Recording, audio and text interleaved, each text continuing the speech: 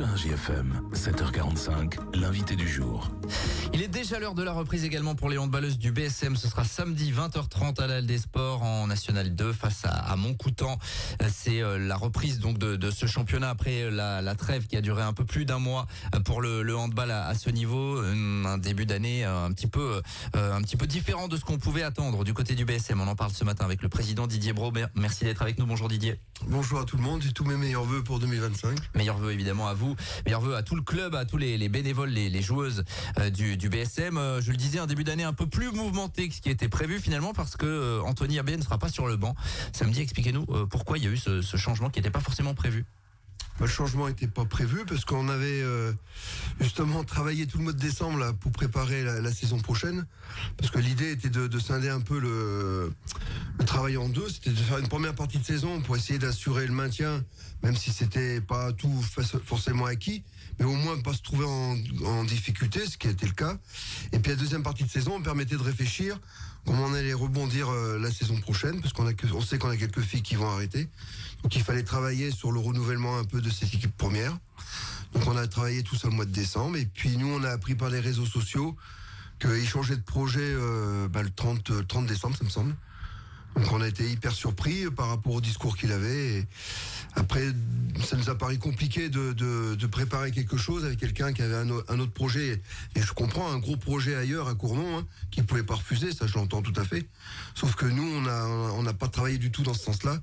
Et on s'est trouvé un petit peu pris. Et après, après beaucoup de discussions, même avec Anthony, on a décidé de changer dès maintenant, de pouvoir préparer au mieux cette fin de saison et la saison prochaine. Ouais, vous vous êtes dit qu'en matière de continuité, il valait mieux à la limite changer maintenant, puisque bon, on va en parler dans un instant, mais le maintien est quand même pas mal engagé, que vous allez pas pouvoir jouer plus haut a priori, parce qu'il y a trop d'écart. Vous vous êtes dit c'est le moment, finalement on risque pas grand chose. En fait, c'est que l'élément qui a fait un peu la bascule, c'est qu'ils ont absolument pas le même projet de jeu entre les deux entraîneurs. Donc ça nous paraissait compliqué de travailler de janvier à juin sur un projet de jeu qui sera pas appliqué l'année prochaine par Samy. Donc c'était préférable de commencer à faire la transition d'un projet de jeu qui va évoluer et de manière qu'il soit bien acquis pour la saison prochaine. Voilà, c'est aussi ça qui a fait l'idée de dire qu'il fallait peut-être mieux changer dès maintenant. On aurait pu le faire en cours de saison, au mois de mars, avril, mais bon, on a choisi cette option. Ouais, Anthony Abbé, lui, il aurait continué, sinon, mais vous, ça vous paraissait pas, crédible finalement de continuer comme ça. Ça paraissait pas crédible, d'autant plus qu'il voulait faire sauter l'entraînement du jeudi, donc on l'aurait vu que le mardi et le vendredi, donc ça me paraissait quand même pas simple dans ces conditions de pouvoir travailler sereinement, surtout qu'on a beaucoup de jeunes joueuses. Donc il faut quand même beaucoup de présence et beaucoup de travail, donc ça me paraissait un peu compliqué de travailler cette façon-là, quoi. À l'image de ce qui s'était fait finalement en début de saison, c'est donc l'entraîneur de la réserve qui va prendre la suite, qui s'assoira sur le banc samedi. C'est Samy Lamdakar qui était avec l'équipe réserve, avec qui il y a un bon feeling, il y a un projet de jeu vraiment établi pour le coup, différent mais établi. Oui, il y a un bon feeling. Lui, en plus, il s'inscrit dans la durée à Montluçon. Donc ça, c'est ce qui nous intéresse aussi. On a toujours eu un peu de mal à avoir des gens qui se projettent vraiment sur le club pendant plusieurs années, qui ne sont pas que de passage. Lui, il a vraiment envie de s'installer ici. Et nous, on pense qu'il a toutes les capacités, malgré son jeune âge, parce que je rappelle, il a que 22 ans. Mais il a toutes les capacités techniques et même d'encadrement pour pouvoir prendre l'équipe première et sur plusieurs saisons. Ouais, de la jeunesse comme ça, effectivement, c'est pas évident. Alors c'est la mode dans les sports co. On voit de plus en plus d'entraîneurs plus jeunes. Vous, en fait, ce qui vous intéresse, c'est quoi? C'est la manière de penser le handball. Il vous avait fait bonne impression. C'est ça, oui. Il a une manière de penser au handball qui nous paraît tout à fait cohérente, qui est aussi en adéquation avec les autres éducateurs du club. Peut-être même un peu plus qu'Anthony. Anthony avait vraiment un projet un peu à part. Donc là, on est quand même sur quelque chose qui est un peu plus uniforme de ce qu'on peut faire avec les jeunes jusqu'aux seniors. Donc en plus, il a une très grande maturité malgré son jeune âge. Donc on verra bien, mais moi j'ai tout à fait confiance en lui. Et après, il faut qu'on trouve des ressources aussi qui sont un peu sur l'ancrage moulussonnais pour éviter justement un peu trop ces va-et-vient, quoi. Oui, parce que ça c'est pas évident, ça vous met dans une situation pas évidente. C'est vrai qu'il y a eu beaucoup d'entraîneurs qui se sont succédés ces dernières années, un peu peut-être de stabilité. En plus, il a un avantage, c'est de connaître les jeunes du club, ou en tout cas les filles de la N3, et avec la volonté pourquoi pas d'en intégrer quelques-unes. L'idée elle est là, c'est de pouvoir faire progresser les filles de la N3 et de les intégrer sur la N2. Et après, c'est vrai qu'on a besoin de stabilité. On a eu Laetitia qui était restée 5 ans. Mais avant, ça a été compliqué avec des profils divers et variés. Et ce qu'on cherche, c'est vraiment quelqu'un qui a envie de s'investir pour le club de Montluçon et à Montluçon surtout. Voilà, donc on suivra ça avec le premier match face à Montcoutan. Ce sera samedi, c'est le 5e. Vous êtes 5e au classement, le Montcoutan est 6e. Quel bilan vous tirez, Didier, là, de cette première moitié de saison? On a un bilan qui paraît pas mal, parce qu'on est au classement, on est 5e. Ouais. Maintenant, on n'a pas eu une grosse marche sur toutes les équipes, notamment les équipes qui sont derrière nous. On a toujours été en difficulté sur les équipes de bas de tableau, où on gagne souvent sur la fin de match. Donc on n'a pas une marge énorme. Et là, on attaque 3 matchs très très compliqués. Donc Montcoutan qui vient de faire match nul à Chambray, qui est quand même favori pour la montée. Après, on va à Chambray justement, et après on reçoit Évron. On a pris une petite leçon de handball là-bas. Donc oui, on a 3 matchs compliqués qui peuvent vite nous remettre en difficulté au classement avant d'attaquer vraiment la phase retour, même si Évron c'est le premier des matchs retour. Vous allez jouer 3 des 4 premiers en fait dans le mois qui vient. Donc d'où l'intérêt du match de samedi face à une équipe qui a priori est à peu près à votre niveau, puisqu'il y a 1 point d'écart entre les 2 équipes avec Montcoutan. Je pense qu'aujourd'hui Montcoutan a un temps d'avance sur nous, parce que c'est une équipe qui a été justement reconstituée la saison dernière avec un nouvel entraîneur. Donc ils ont 1 an et demi de travail sur cette équipe. L'an dernier, ils ont fait un championnat compliqué, ils avaient failli descendre. Cette année, je trouve qu'ils finissent très très fort la fin d'année. Si on regarde les derniers résultats, c'est plutôt très très bon.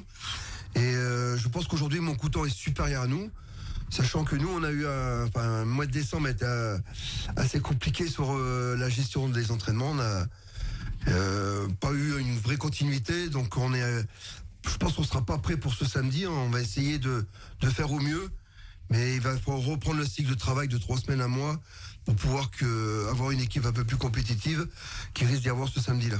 Ouais, l'idéal serait quand même de gagner, ça vous mettrait évidemment dans une situation bien plus confortable. Évidemment, mais je pense que ça va être très très dur. Je vous dis là, Montcoutan, regardez les derniers résultats. Je pense que ça va être très très dur contre Montcoutan, même s'ils sont un point derrière nous. Bon, c'est le moment du coup d'appeler le public à venir. Alors le public il est fidèle à la des Sports. C'est vrai que tout n'est pas rose, on l'a bien compris. C'était difficile, mais le public est fidèle. Oui, le public est fidèle. L'ambiance est restée identique à celle de l'an dernier. Je pense que les filles sur le terrain ne trichent pas. Donc ça se ressent aussi par rapport aux gens qui viennent les voir. Et puis on est un petit peu plus local aussi dans les joueuses. Donc c'est toujours intéressant. Ouais, cet ancrage il est important. C'est une volonté en tout cas. Enfin, une volonté et peut-être quelque chose un peu d'obligatoire. On se rend compte pour les années futures. Ça fait 15 ans quand même que je travaille pour ça. Donc on arrivait un peu au fruit de ce qu'on a fait depuis toutes ces années. Maintenant on n'est pas dupe, il va falloir renforcer ce que on parle toujours, mais les années Covid ont quand même fait assez de mal sur la formation. Donc il va falloir redoubler d'efforts pour justement pouvoir continuer dans cette voie-là, d'avoir des filles issues de la formation qu'on puisse intégrer sur nos équipes seniors. Il y a eu pas mal de renouvellement justement la dernière intersaison. Le groupe, en l'occurrence, vous le disiez, il donne plutôt satisfaction globalement. Oui, il donne satisfaction parce que je pense que les filles elles donnent tout ce qu'elles ont à donner.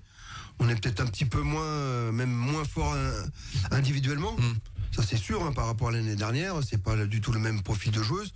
Mais collectivement, je pense que les filles rattrapent leur petit manque technique ou de culture handball, justement par l'envie de se battre les unes pour les autres et de se battre pour le club. Et ça plaît au public et aux élèves gendarmes notamment qui viennent parfois mettre l'ambiance, et ça fait de l'ambiance. Oui, les élèves gendarmes se trouvent bien ici. On les oblige pas à venir, mais non, ils sont pas réquisitionnés pour le coup, ils viennent. Et effectivement, si vous n'avez pas été encore à la Halle des Sports cette saison, allez-y parce qu'il y a vraiment de l'ambiance pour le coup. BSM Montcoutan, 20h30 à la Halle des Sports. On vous a offert des places toute cette semaine et il doit en rester encore quelques-unes d'ici demain, évidemment, pour aller suivre ça. Du coup, la réserve, qui va coacher la réserve désormais? Donc la réserve, c'est Louisa Cobo qui va la prendre. Normalement, elle aurait dû la prendre dès septembre. Mais bon, elle a eu un petit événement personnel qui a empêché, un heureux événement, oui, qui l'a empêché de prendre les fonctions tout de suite. Donc après, là, elle était prête. Et puis nous, on sait comment elle travaille, on sait ce qu'elle est, donc on n'a aucun souci de lui confier les rênes de la N3. Au contraire, je suis très content que quelqu'un qui est là depuis très très longtemps, qui a été joueuse et qui s'investisse comme entraîneur. Je pense que c'est ça qu'il faut c'est ça qu'il faut aller. de manière à stabiliser un peu aussi tout l'encadrement. Oui, elle connaît évidemment tout l'environnement du club. C'est vrai que j'ai pas souvenir qu'une ancienne joueuse comme ça, récente en tout cas, ait pris les rênes d'une des équipes seniors. C'est la première. C'est la première, ouais, c'est ça. Ça aussi, c'est plutôt une belle réussite. C'est dans le sens de ce que vous voulez mettre en place, en fait. C'est ça, oui. C'est de trouver les ressources internes pour mettre de la stabilité au maximum, en sachant que le handball dans l'Allier et même un peu plus dans l'arrondissement est quand même pas le sport numéro 1. Bien sûr. L'équipe de N3 qui fait une saison correcte, on va le dire comme ça. La N3 était très rajeunie par rapport à l'année dernière. Bien sûr. Beaucoup moins d'expérience. L'an dernier, on avait quand même encore quelques joueuses qui naviguaient entre la N1 et la N3, donc ce qui permettait d'avoir des bons résultats. Là, cette année, c'est vraiment des très jeunes joueuses, dont certaines qui jouent en départemental l'année d'avant. Donc il faut donner le temps. Après, on sait que le championnat est très compliqué parce qu'il peut y avoir 4 descentes dans les poules. Donc ça, c'est pareil. Au niveau de la fédération, ils sont pas trop pour la stabilité. Parce que 4 descentes sur une poule de 12, c'est énorme. C'est beaucoup, ouais. Et donc on verra. Pour l'instant, elle est plutôt bien calée en milieu de tableau, mais rien n'est fait. Et la deuxième partie de saison, il va falloir redoubler d'efforts pour aller chercher un maintien qui va être très très très compliqué à mon avis. Bon, rapidement, en 30 secondes, un mot sur les équipes de jeunes. La base, finalement, ça se passe bien? L'équipe de jeunes, ça se passe bien. On est au niveau régional. On n'a plus d'équipe nationale comme les moins de 17 France. Et globalement, que ce soit les moins de 18, moins de 16 ou même les moins de 15, moins de 13, on fait des bons résultats en championnat. Les équipes progressent vraiment. On a des bons éducateurs sur tous les groupes. Non, au niveau de la formation, on est pas mal. Il va falloir qu'on la densifie un peu plus. On n'arrive plus à aller dans les écoles. On n'a plus assez de ressources pour faire tout ça. Et il va falloir trouver les moyens pour relancer tout ça. On suivra ça, bien évidemment, en 2025, comme on l'a fait en 2024. Le BSM, l'équipe première, affronte Montcoutan samedi 20h30 à l'Halle des Sports. On a bien compris que c'était un match déjà important pour lancer cette année avec un nouveau coach sur le banc. Merci Didier Brault d'avoir été à notre micro. Merci à vous. Président du BSM ce matin en direct, 7h56 sur RJFM. C'est le Good Morning Montluon. On revient dans quelques minutes. Tous les matins, 7h45, l'invité du jour en direct sur RJFM. Retrouvez l'invité du jour en podcast sur rjfm.net et l'appli RJFM, mais aussi en replay vidéo sur YouTube et Facebook. RJFM. Bonjour.